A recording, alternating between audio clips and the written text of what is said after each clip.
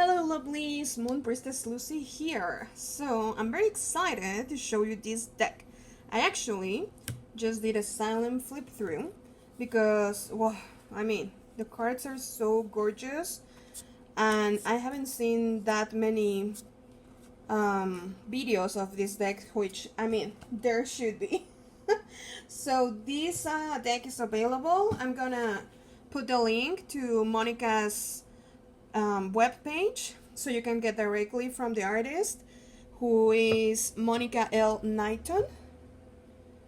So she has been amazing throughout the Kickstarter campaign.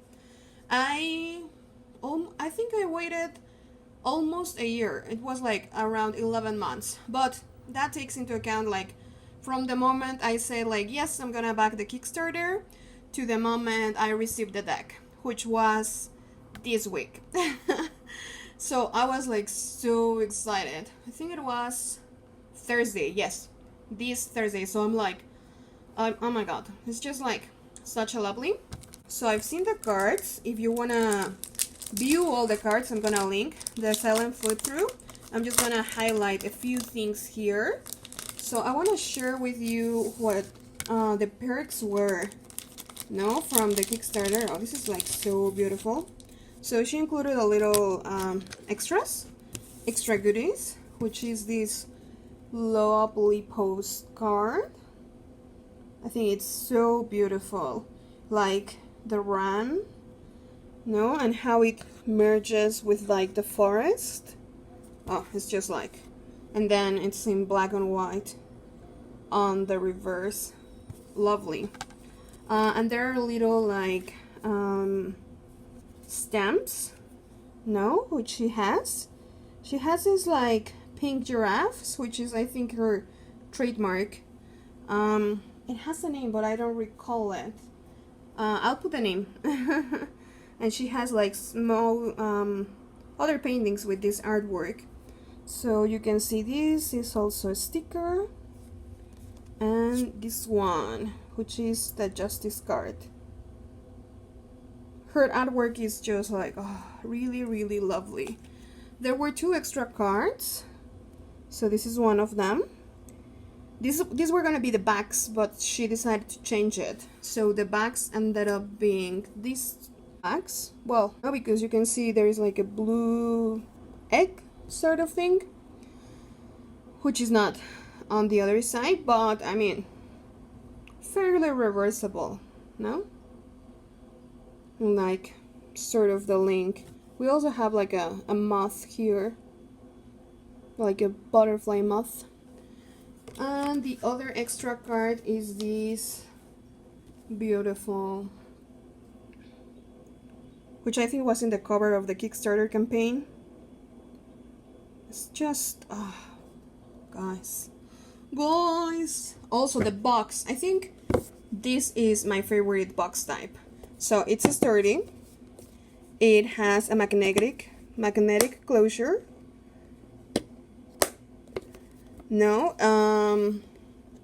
I think it's gorgeous. And this was like one of the things she decided to upgrade. And I think because of the box, she went a little bit out of budget. I wish there was like some color here, but I don't mind it at all. The box is superb. And because she changed a little bit of the things during the Kickstarter, which I don't mind at all. She improved the box and she improved the quality. This was gonna be a tarot size, and it ended up being an oracle size. So this is like big. Let me pull a card here so you can actually see the size difference. This is the Centennial, which is a standard tarot size, and you can see it's wider and taller. But she decided to do that to actually showcase the artwork as best as she could, like the dimensions of the painting. And first she was gonna include the titles, but then she decided to put them outside of the image so you wouldn't lose anything on the image. Look at those hummingbirds, guys. The cardstock is linen. I'm sure you can tell, no? Yes, I think you can tell, like the linen finish. It's just gorgeous. Matte, silk, linen. If you have pagan other worlds, no, that's the linen I'm referring to for the cardstock. It's just, so it's a chunky tarot deck. It's just like, so like, I don't think it's buttery. It's not like buttery, but it's just like so amazing. So you have, this was actually a majors only deck, and then she decided to expand it. So you have your full to your universe card, no, your 22 major arcana, and then she changed the suits a little bit. I love it because since this is an like a nature-based deck, she actually did not include anything that is man-made. So everything is nature-based. So, for example, for instead of wands, you have flame. And flame is represented by, I'm reading here, tongues of fire. So this is your ace of flame. So throughout the cards, we will see these tongues of fire. No, for example, here you can see, no, the tongues of fire. It's not so obvious in every card, no. Here you can see it, but it's actually blue. So it's different in each card. Then from flames, page king, we go to brine. And pardon my ignorance, I actually had to Google what brine was. So brine, it's another word to say the ocean, which I find it like so amazing. So brine, she's represented with shells, no? So we can see the ace of brine here, and you can see, no, the shells, of course. It's just like, I mean, and you can see cups, no, like the heart. It's gorgeous, gorgeous, gorgeous, gorgeous. I'm gonna repeat myself like with gorgeous, breathtaking, astonishing, wonderful, no? So then we get from brines, page 9, queen, king. We go into sapphires or sapphires. Sapphires, please correct me in the pronunciation there. New word for me as well. So that's a gentle wind. And sapphires or sapphire is represented by feathers blown on the wind. So you can see the ace, and we can see these beautiful feathers in this mysterious eye. No, it's like this side, but it's also this side. It's just, again, no, and like the brain there, no, how she represents the ace of swords, no, but this ace of sapphires, no, this gentle wind. She's just like, whoa. This tarot deck is definitely something else. And then we go to oaks. Now the final suit for pentacles for earth, now represented with acorns. No, so here we can see some acorns. I think it's more visible here, no, the acorn, but you can see this is the ace of acorn. A little reminiscence of the death card, right, with the skeleton there, but like the moon, like that duality. It was almost like the moon and the sun, or at least the moon in two different faces. She's still putting together the guidebook, which is gonna be digital form, and then you can print it like in Lulu and Stern, those wonderful platforms. Here, oh, I love this queen. Let me show it to you guys.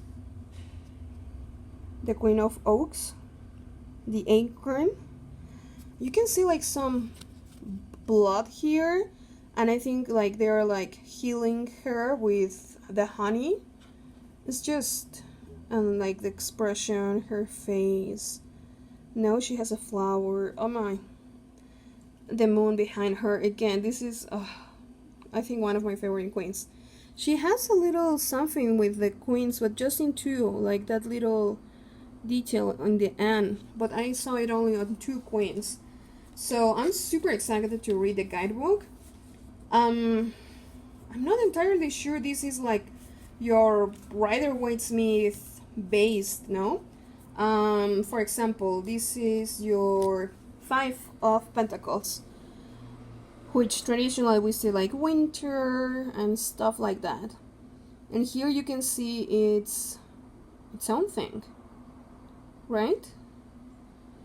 It is really its own thing. I just find it like so lovely. Oh no, yes. Many people were like a little bit discouraged because of the name, like the stolen child. And I, maybe because English is not my first language, I actually didn't mind, because I was like, yeah, whatever. It's just like a poetic name, which it is. But I understand now if you're like, they're telling you about stolen children, that's probably off-putting. But it's actually based on a poem by W.B. Yeats. No, so she includes it here, like this exact part of the poem that inspired her, which is, "Come away, O human child, to the waters and the wild with the fairy hand in hand, for the world's more full of weeping than you can understand."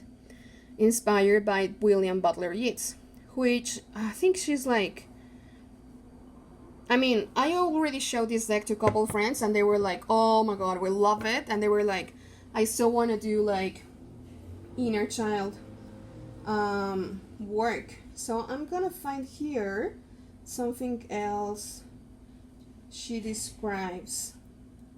Okay, so she says, to create the atmosphere of the poem, the stolen child tarot's imagery was designed without man-made objects. That's what I say, like she changed the suits, like cups, swords, wands, and pentacles or coins, for other things that represent the elements but are not man-made. And she says, for example, a crown could be represented by the antlers, etc., etc. And a clothing from a human station, or an animal's form could represent the clothing for a human station. There are no adults.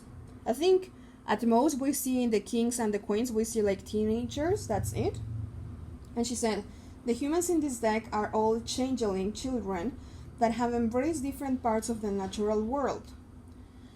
So I think all the cards have children, from the baby's full, which I have to be honest, I'm not a huge fan of the babies, but this one is it doesn't bother me, and I think it's a full, so it's I think it goes great with a full energy. And what I do love are the hummingbirds. Like, I love hummingbirds. Like this magician, he's like so full of joy and fun. And then, oh gosh, like just the Empress card, and the Emperor with that polar bird, and the other, the brown bird. It's just amazing. For example, here, for the tower, you can see them here, a sort of wind. But some of them are animals or like transitioning into animals. So that's very, very understanding. Also, for those of you who remember, there was a typo with True Black, so kind of funny story, but the same thing happened. So there is a typo with the Hierophant. As you can see, it's like Hierophant. Unfortunately, this is gonna be the case for this edition, so if you are really picky about it, just take it into account. I just think it's just a minor detail that it doesn't take much away from the entire beauty of this deck. So, but just something to consider. And I also like for example, for the 13th card, which is the Death card, traditionally known, but she actually kept it with no name, and I saw like some people were like, oh, is this like an error or something? And she was like, no. So if you have a traditional Marcel deck, you will see this one is actually the card with no name. So you have, for example, the Fool in Marcel is the card with no number. So you wouldn't have a 0, you will have just the Fool and there's no number. So that is also like the flexibility of the Fool, to move throughout the major arcana in the hero's journey or the Fool's journey. And then for Death, that is actually your no name card. So you will have 13, but it wouldn't say Death, which I think it's very, very appropriate.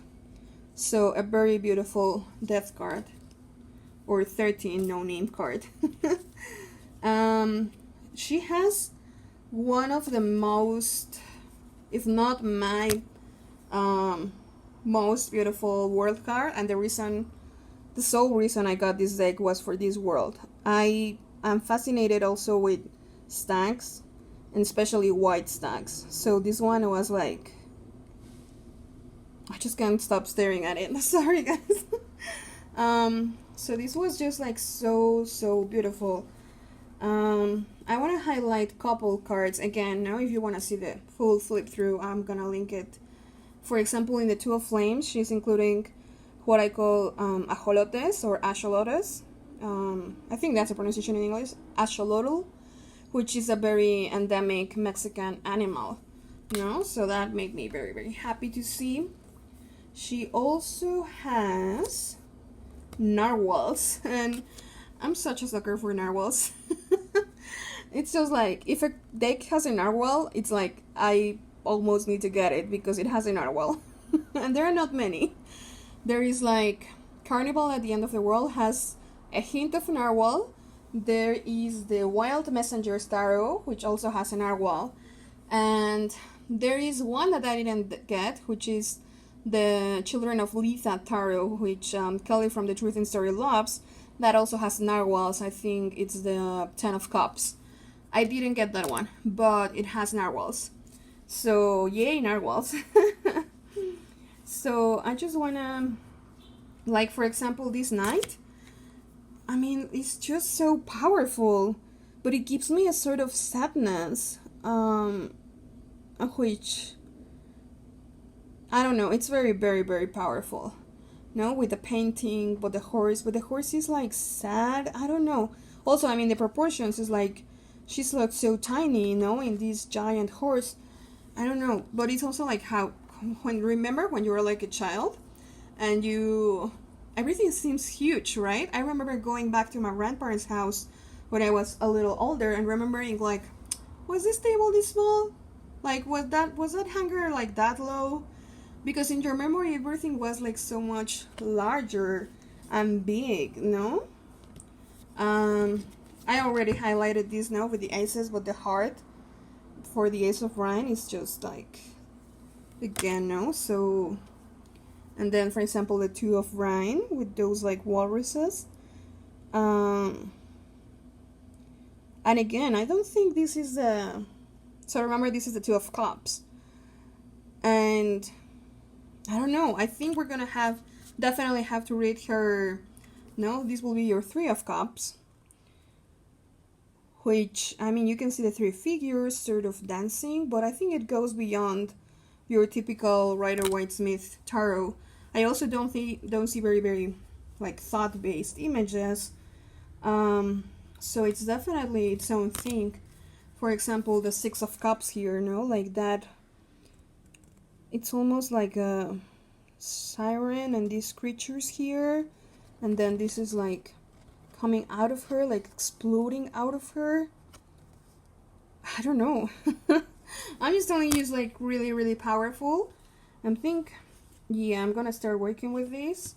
I love this elephant, guys, like how it's like holding it. Again, seriously, if you don't have this deck yet, I don't know what you're waiting for. The aces are breathtaking. No, again, I think I'm gonna pull them so we can see them, all of them, the aces. What else do I want to highlight? I found this page was very powerful.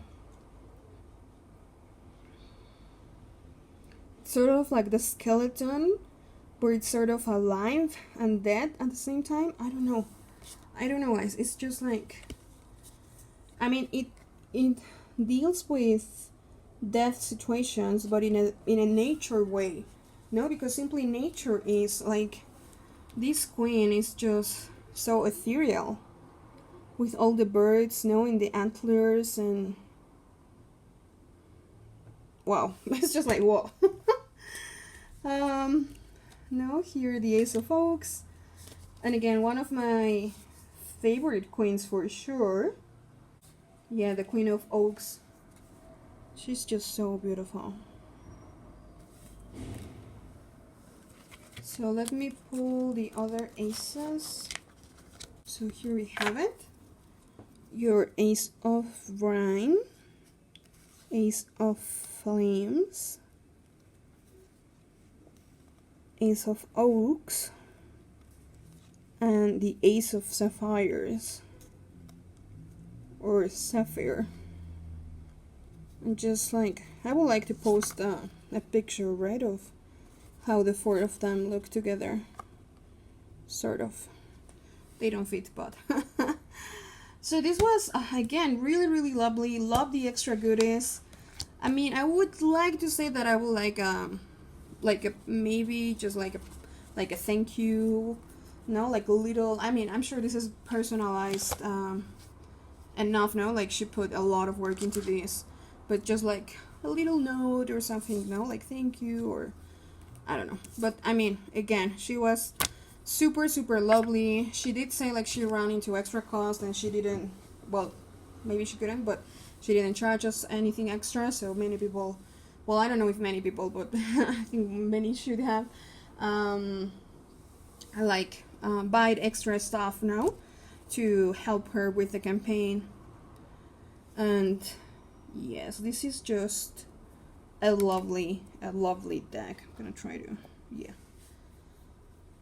So again, I mean, check her website. This is not an expensive deck. I believe it's 38 USD plus shipping, of course. But I mean, 38 worth for this gorgeous, like, Oracle size deck. It's like, I don't think she's gonna keep it like at that price very much, no? This could easily be like 50 or more, like 50, 60 dollars, so USD dollars. So this is amazing, guys. It's just like, I'm loving it so much. I can't wait to continue working with this deck, because it's just, again, no? Really interesting and different, and the artwork is unique. Because I'm gonna keep repeating gorgeous, astonishing, breathtaking, wonderful, beautiful. It's just like, I need to learn more adjectives to describe this. So I hope you like it. Check the silent flip through, and if you like it, get this deck. No, support the artist, because I definitely want to see, I want to continue like her to be successful, no, in this enterprise that she put out there. And the campaign was very much on time. No, this wasn't delayed. She was good with postage, everything. She gave herself a reasonable time. No, that's why we are like, she said like, hey, I'm gonna give myself time, you know, to put the guidebook together. And she has like, her deadline was like September. So again, no, we're still like very much on time for that. And it's gonna be digital, so that's perfect.